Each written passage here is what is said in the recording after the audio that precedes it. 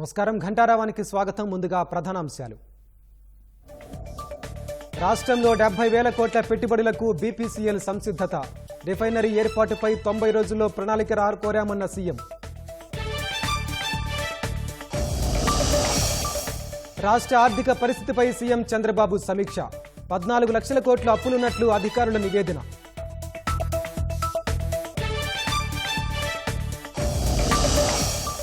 PCB దస్త్రాల దహనం కేసులో ముమ్మర దర్యాప్తు. ప్రధాన కార్యాలయంలో 7 విభాగాల అధికారులపై ప్రశ్నల వర్షం.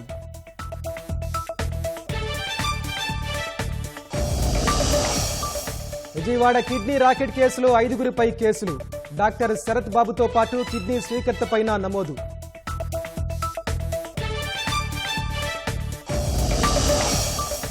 ఆస్ట్రియా ఛాన్సలర్ నెహ్మార్తో మోదీ ద్వైపాక్షిక చర్చలు. వివిధ రంగాల్లో పరస్పర సహకార పెంపుపై నిర్ణయాలు.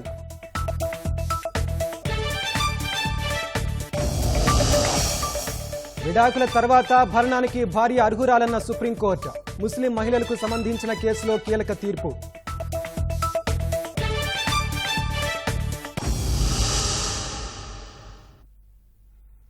ఆంధ్రప్రదేశ్కు పెట్టుబడులను ఆకర్షించి రాష్ట్రాన్ని తిరిగి అభివృద్ధిలో పరుగులు పెట్టించే విధంగా ముఖ్యమంత్రి చంద్రబాబు కార్యాచరణ ముమ్మరం చేశారు. 2 ప్రధాన సంస్థలతో కీలక భేటీ నిర్వహించిన ఆయన రాష్ట్రంలో పెట్టుబడులు పెట్టేందుకు అనువైన వాతావరణ ప్రతిపాదనలను వారి ముందుంచారు. దాదాపు 70,000 కోట్ల రూపాయల వ్యయంతో మచిలీపట్నం ప్రాంతంలో చమురు శుద్ధి కర్మాగారం, పెట్రో కారిడార్ ఏర్పాటుకు సాధ్యాలను పరిశీలిస్తూనే ఎలక్ట్రిక్ వాహనాల తయారీ, బ్యాటరీ తయారీ కర్మాగారం ఏర్పాటుకు పెట్టుబడిదారులను ఆహ్వానించారు. ఆంధ్రప్రదేశ్ రాష్ట్రంలో పెట్టుబడుల స్థాపనకు Bharat petroleum chairman, managing director Krishnakumar, VinFast CEO Pham Sanh చౌలతో ముఖ్యమంత్రి చంద్రబాబు వరుస సమావేశాలు నిర్వహించారు. ఆంధ్రప్రదేశ్ రాష్ట్రంలో దాదాపు 70,000 కోట్ల రూపాయల పెట్టుబడితో చమురు శుద్ధి కర్మాగారం, పెట్రోకెమికల్ కారిడార్ ఏర్పాటుకు తమ ప్రభుత్వం కృషి చేస్తోందని ముఖ్యమంత్రి చంద్రబాబు తెలిపారు. బీపీసీఎల్ ఎండీతో భేటీ వివరాలను ఆయన ఎక్స్ వేదికగా పంచుకున్నారు.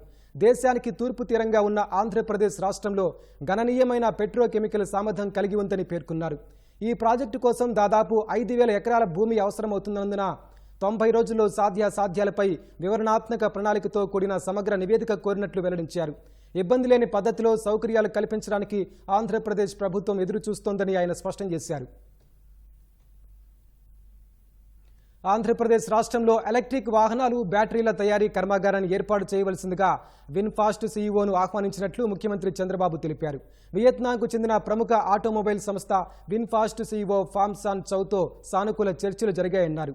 ఆంధ్రప్రదేశ్లో తమ పరిశ్రమ ఏర్పాటుకు అనువైన భూమి పరిశీలించాలని పరిశ్రమల శాఖను ఆదేశించినట్లు చంద్రబాబు తెలిపారు. విన్ఫాస్ట్ నుంచి సానుకూల సహకారం కోసం ఎదురు చూస్తున్నట్లు సీఎం వెల్లడించారు. ఈ మేరకు చంద్రబాబు ట్వీట్ చేశారు.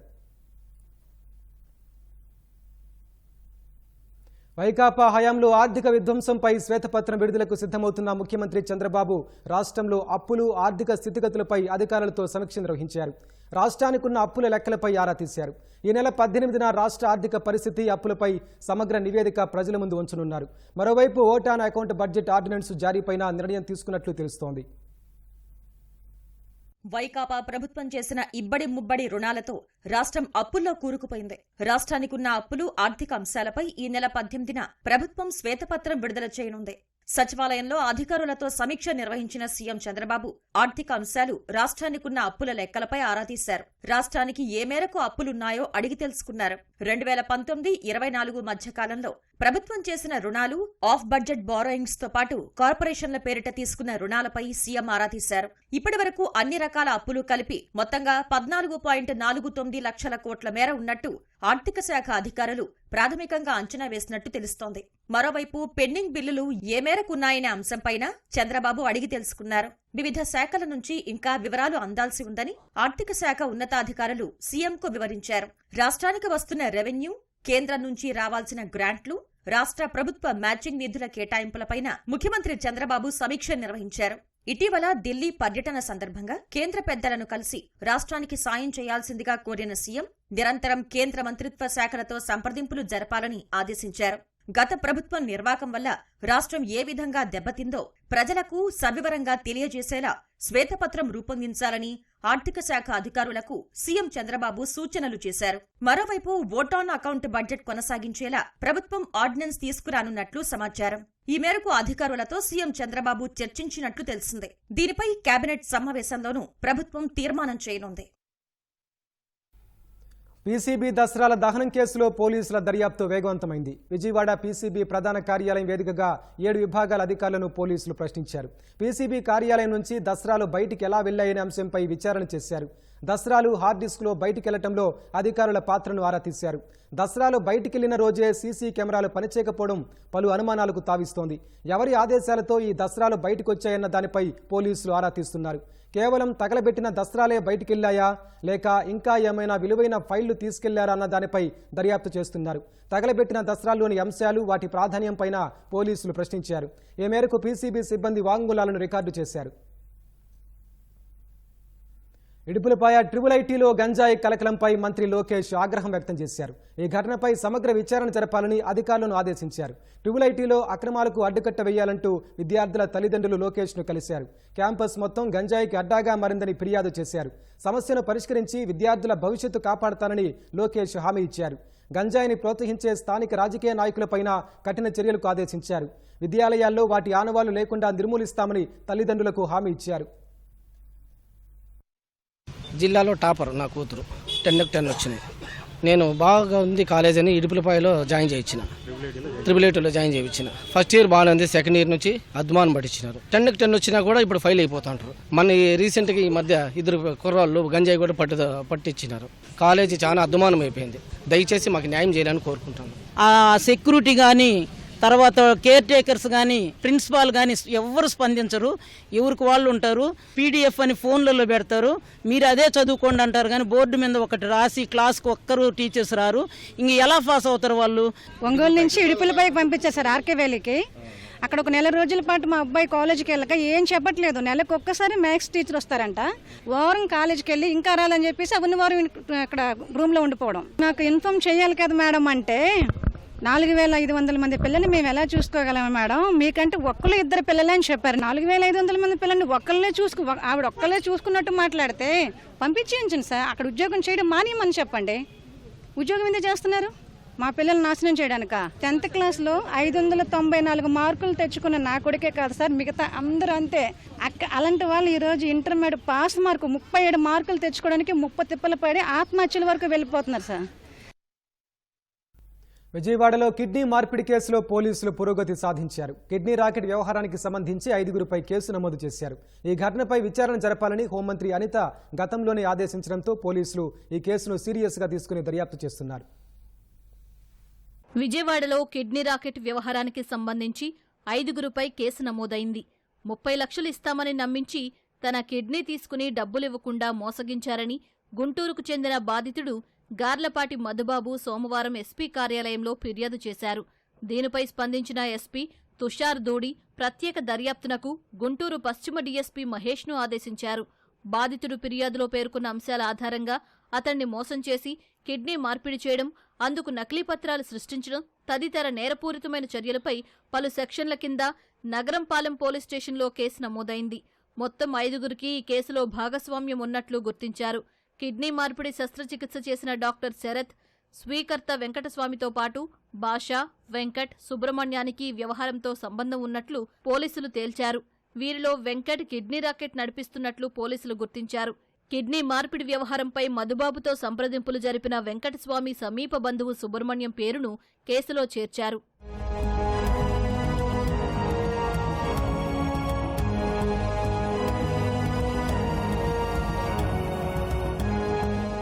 కిడ్నీ రాకెట్ వ్యవహారంలో నిబంధనలు అనుసరించే కిడ్నీ మార్పిడి చేసినట్లు విజయ ఆసుపత్రి యాజమాన్యం ప్రకటించింది. కిడ్నీ మార్పిడి చేయాలంటే సంబంధిత పత్రాలు సమర్పించాలి. రెవెన్యూ, పోలీస్ శాఖల నుంచి అనుమతులు తీసుకోవాలి. అవన్నీ సమకూరడంతో ఆయా విభాగాల్లోని అధికారులు, పోలీసులు కూడా కిడ్నీ మార్పిడికి సహకరించినట్లు తెలుస్తోంది. వీటన్నింటిపైనా పోలీసులు విచారణ జరుపుతున్నారు. ఎడమవైపు కిడ్నీ తీసుకుంటామని చెప్పి కుడివైపు కిడ్నీ తీసుకున్నారని బాధితుడు మధుబాబు చేసిన ఆరోపణలపైన పోలీసులు విచారణ చేస్తున్నారు.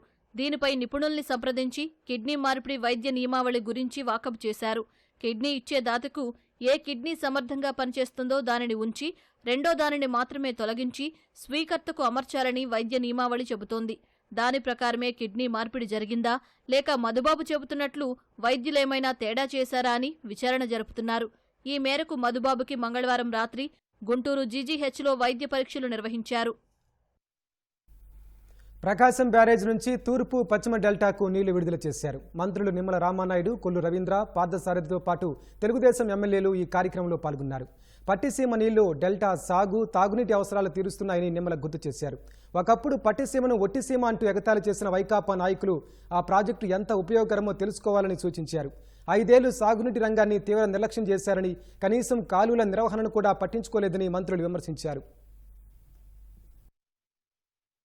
అత్యంత అవసరమైనటువంటి త్రాగునీరు, సాగునీరుని నిర్లక్ష్యం చేసినటువంటి వ్యక్తి ఎవరైనా ఈ ప్రపంచంలో ఉన్నాడనంటే అది ఒక్క నాటి ముఖ్యమంత్రి జగన్మోహన్ రెడ్డి.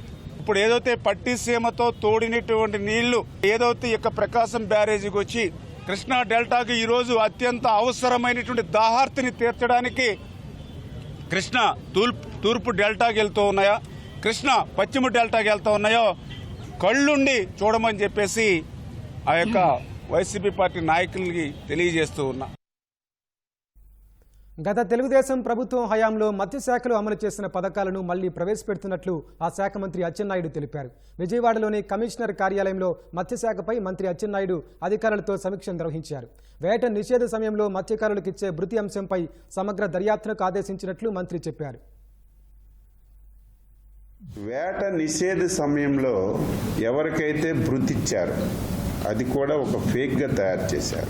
అస్తవ్యస్తంగా ఉంది. చాలామంది తెలుగుదేశం పార్టీ సానుభూతి పరులకు కావాలని చెప్పి కూడా ఇవ్వలేదు. కొంతమంది అర్హత లేని వాళ్ళకి అర్హతగా చూపించి వారికి భృతి ఇచ్చారు. ఇప్పుడే ఒక డెసిషన్ తీసుకున్నాం. సమగ్రమైనటువంటి సర్వే మళ్ళీ చెయ్యమని చెప్పి ఆదేశాలు ఇచ్చాం.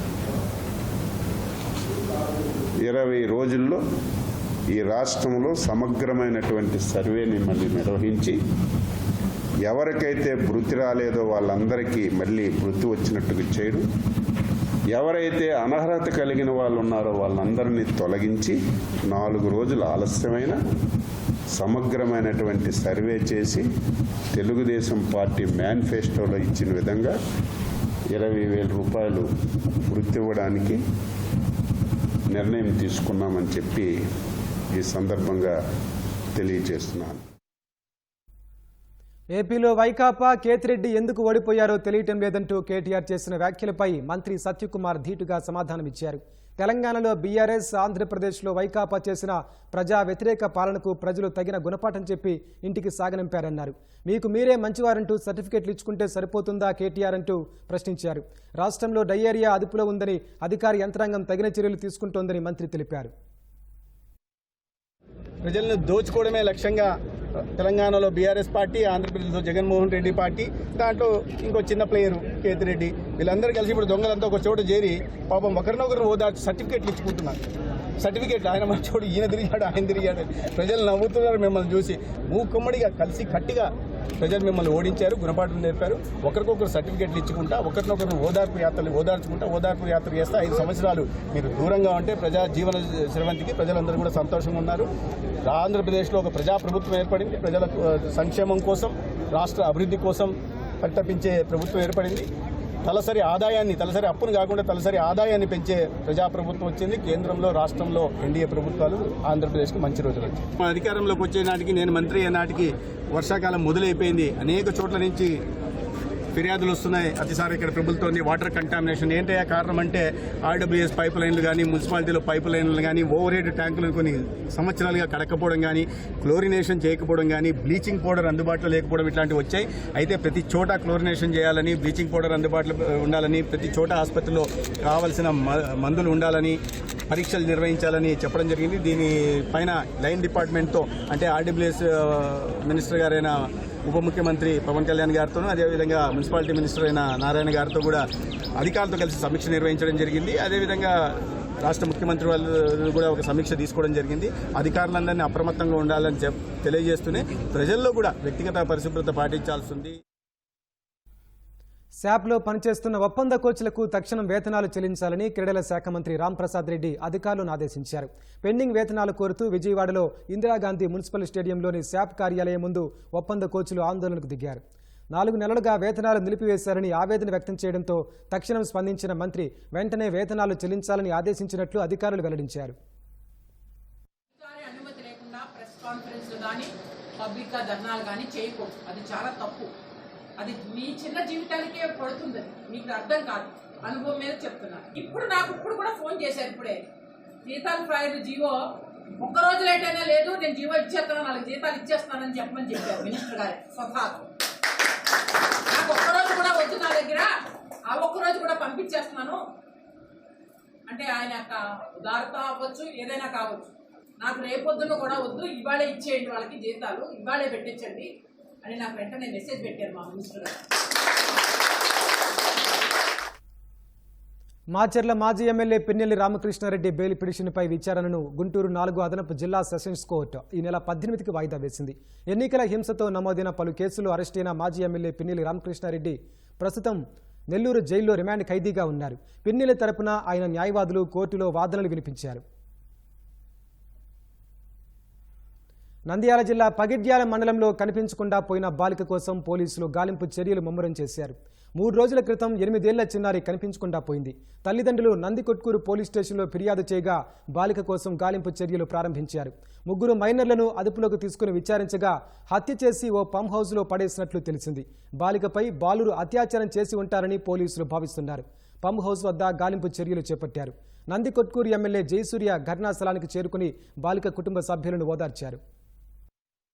కొట్టుకు నియోజకవర్గంలో చాలా దురదృష్టకరమైనటువంటి సంఘటన జరిగింది. ముఖ్యంగా ఆదివారం నాడు ఇంటి నుంచి బయటకు వచ్చి ఏదో ఆకతాయిగా ఆడుకునే అమ్మాయి కాబట్టి ఊళ్ళో అందరికీ కూడా బాగా పరిచయస్తురాళ్ళు.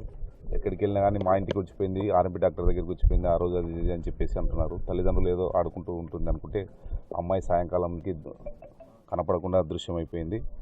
ఆ రోజు నుంచి కూడా పోలీసు వారికి కంప్లైంట్ ఇవ్వడం జరిగింది తల్లిదండ్రులు. దానిపైన పోలీసులు సర్చింగ్ చేస్తూ నిన్న కొన్ని క్లూజెస్ దొరికాయని చెప్పేసి నా నోటీస్కి రావడం కూడా జరిగింది. ఆ క్లూసెస్ ఏంటంటే ఏదో 3 అబ్బాయిలు అమ్మాయిని ఏదో ఇది చేసినారని చెప్పేసి ఇక్కడ తెచ్చేసినామని చెప్పేసి పోలీసు వారికి చెప్పడం జరిగింది. పోలీసు వాళ్ళు వెంటనే వచ్చి ఇక్కడ శవాన్ని తీసే కార్యక్రమాన్ని కూడా నిన్న సాయంకాలం నుంచి చేపట్టడం జరిగింది. ఏదేమైనప్పటికీ ఇది చాలా దురదృష్టకరమైనటువంటి సంఘటన. మన నందికొట్కూరు నియోజకవర్గంలో ఎప్పుడు జరగలేదు ఇలాంటి ఘటన. ఇటువంటి సంఘటనలు పునరావృతం కాకుండా ఇందాకనే నేను హోమ్ మినిస్టర్ గారి దృష్టికి తీసుకెళ్లడం జరిగింది. వాళ్ళ పిఏకి తెలియజేయడం జరిగింది. అలాగే ప్రభుత్వం దృష్టికి తీసుకెళ్తా. దీని వెనుక ఎవరున్నా సరే, ఎంతటి వాళ్ళైనా సరే వదిలిపెట్టకుండా శిక్షించేంత వరకు కూడా మా ప్రభుత్వం పనిచేస్తుంది. ఆస్ట్రియా పర్యటనలో ప్రధాని మోదీ ఆ దేశ ఛాన్సలర్ కార్ల్ నెహమార్తో ద్వైపాక్షిక చర్చలు జరిపారు. ద్వైపాక్షిక భాగస్వామ్యాన్ని మరింత ముందుకు తీసుకెళ్లేందుకు ఉన్న అవకాశాలపై ఇరువురు నేతలు సమాలోచనలు జరిపారు. మౌలిక వసతుల కల్పన, నవకల్పనలు, సంప్రదాయేతర ఇంధన వనరులు, ఆర్టిఫిషియల్ ఇంటెలిజెన్స్ వంటి రంగాల్లో పరస్పర సహకారాన్ని పెంపొందించుకోవాలని నిర్ణయించామని సమావేశం తర్వాత నేతలు చెప్పారు. రష్యా ఉక్రెయిన్ యుద్ధం, పశ్చిమాసియాలో పరిస్థితులపైన చర్చించుకున్నట్లు వివరించారు. యుద్ధ భూమిలో సమస్యలు పరిష్కారం కావన్న మోదీ చర్చలు దౌత్య మార్గాల్లోనే పరిష్కరించుకోవాలని సూచించారు. మంగళవారం రాత్రి ఆస్ట్రియా రాజధాని వియన్నాకు చేరుకున్న మోదీకి ఛాన్సలర్ నెహమార్ ప్రైవేటు విందు ఇచ్చారు. ఈ సందర్భంగా మోదీతో నెహమార్ సెల్ఫీ తీసుకున్నారు. ఈ ఉదయం ఆస్ట్రియా కళాకారులను ప్రధాని మోదీ కలిశారు. వారు ఆర్కెస్ట్రాతో వందే మాత్రం గీతాన్ని ఆలపించి ప్రధాని మోదీ దృష్టిని ఆకర్షించారు. ఈ కార్యక్రమానికి వియన్నా యూనివర్సిటీ డైరెక్టర్గా పనిచేస్తున్న భారత సంతతి వ్యక్తి విజయ్ ఉపాధ్యాయ నేతృత్వం వహించారు. ఈ దృశ్యాలను ప్రధాని తన ఎక్స్ ఖాతాలో పోస్టు చేశారు.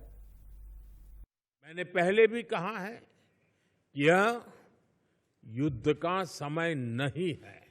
समस्याओं का समाधान रणभूमि में नहीं हो सकता. कहीं भी हो, मासूम लोगों की जान की हानि स्वीकार्य नहीं है. भारत और ऑस्ट्रिया शांति और स्थिरता की जल्द से जल्द बहाली के लिए डायलॉग और डिप्लोमेसी पर बल देते हैं. इसके लिए हम दोनों मिलकर हर संभव सहयोग देने के लिए तैयार हैं. ముస్లిం మహిళలకు భరణమిచ్చే విషయంలో సుప్రీంకోర్టు కీలక తీర్పు ఇచ్చింది. విడాకుల తర్వాత వారు కూడా భరణానికి అర్హులని స్పష్టం చేసింది. విడాకులు తీసుకున్న తన భార్యకు భరణం చెల్లించాలంటూ సిఆర్పిసి సెక్షన్ 125 ప్రకారం ఫ్యామిలీ కోర్టు ఇచ్చిన ఆదేశాలను సవాల్ చేస్తూ మహమ్మద్ అబ్దుల్ సమద్ అనే ముస్లిం వ్యక్తి సుప్రీంకోర్టులో పిటిషన్ వేశారు. భార్యకు భరణం ఇవ్వాలని ఫ్యామిలీ కోర్టు ఇచ్చిన తీర్పులో జోక్యం చేసుకునేందుకు తెలంగాణ హైకోర్టు నిరాకరించడంతో అతను సర్వోన్నత న్యాయస్థానాన్ని ఆశ్రయించారు. ఆ పిటిషన్ను Justice B V Nagarathna, Justice Augustine George మాన్సిహ్తో కూడిన ధర్మాసనం కొట్టివేసింది. విడాకుల తర్వాత తమ భర్త నుంచి వారు భరణం కోరవచ్చని తీర్పునిచ్చింది. సిఆర్పిసి సెక్షన్ 125 అన్ని మతాల మహిళలకు వర్తిస్తుందని స్పష్టం చేసింది.